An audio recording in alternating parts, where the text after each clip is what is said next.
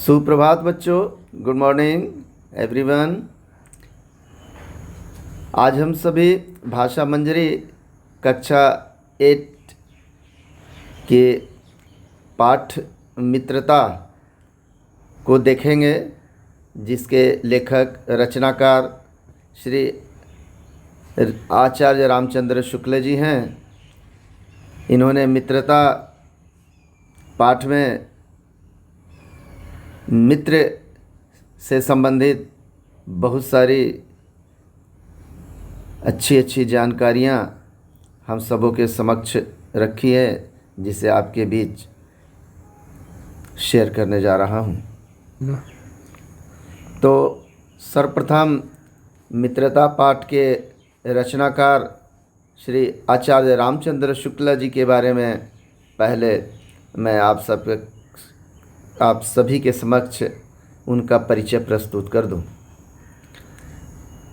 आपका जन्म 1884 ईस्वी में उत्तर प्रदेश के बस्ती ज़िले के अगौना नामक गांव में हुआ था।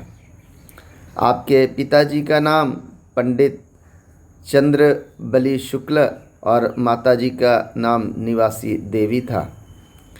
आपका पूरा परिवार मिर्ज़ापुर उत्तर प्रदेश में आकर रहने लगा था, क्योंकि आपके पिताजी वहीं सदर में कानून गो के पद पर कार्यरत थे।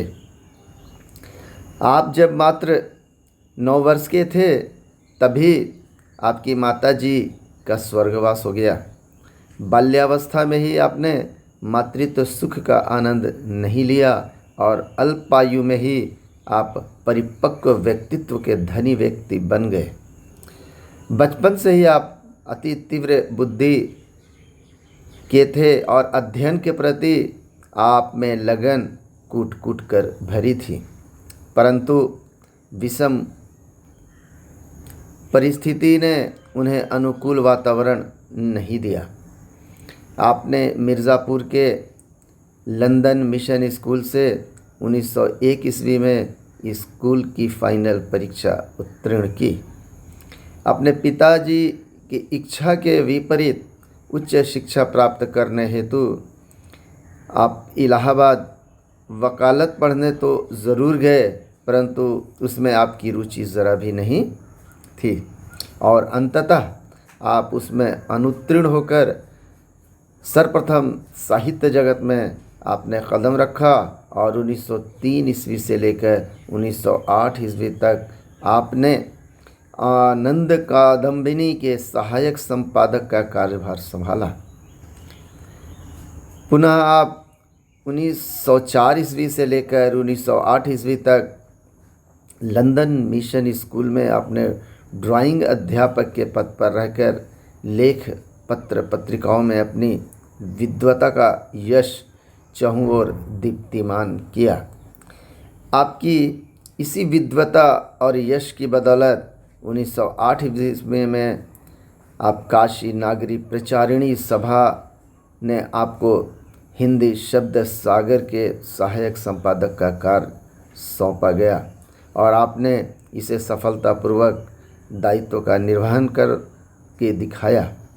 आपकी ख्याति दिन प्रतिदिन बढ़ती गई और आपने 1919 ईस्वी में काशी हिंदू विश्वविद्यालय वाराणसी में हिंदी के प्राध्यापक पद पर आसीन होकर इस पद को सुशोभित किया।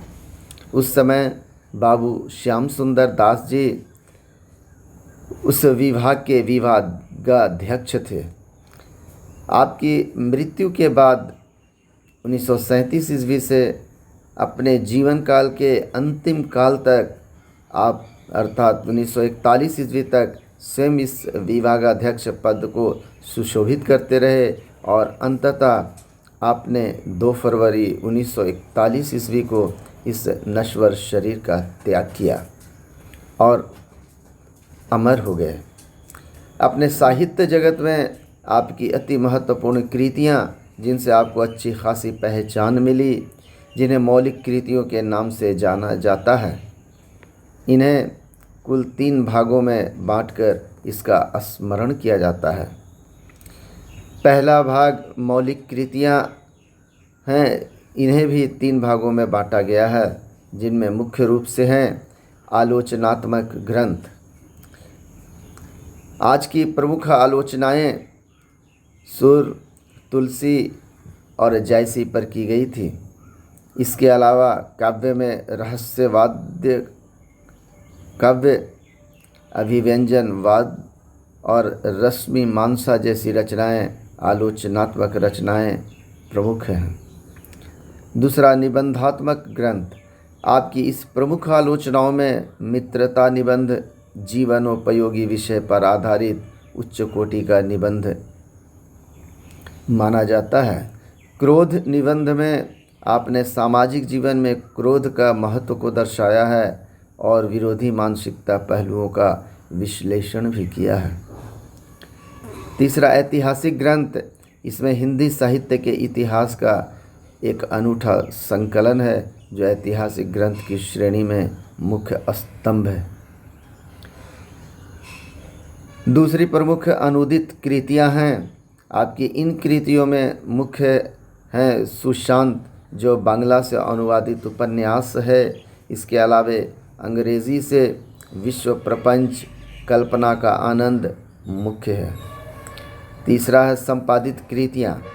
इन ग्रंथों में हिंद शब्द सागर, नागरी प्रचारिणी पत्रिका, भ्रमर गीत, सूर, तुलसी, जयसी, ग्रंथावली यहाँ प्रमुख उल्लेखनीय हैं।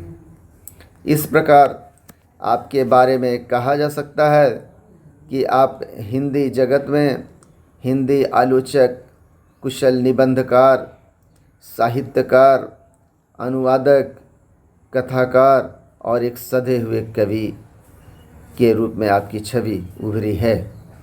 हिंदी निबंध के क्षेत्र में आचार्य की संज्ञा से भी आपको विभूषित किया गया। आपका अति महत्वपूर्ण योगदान हिंदी निबंध के क्षेत्र में अविस्मरणीय है। इसके अलावे इतिहास लेखन, रचनाकार के जीवन और पाठ को भी काफ़ी सम्मान और महत्व दिया है, जिसके लिए आप अमर हो गए और आपकी ख्याति सुविख्यात, विश्वविख्यात हो गई। तो धन्यवाद बच्चों।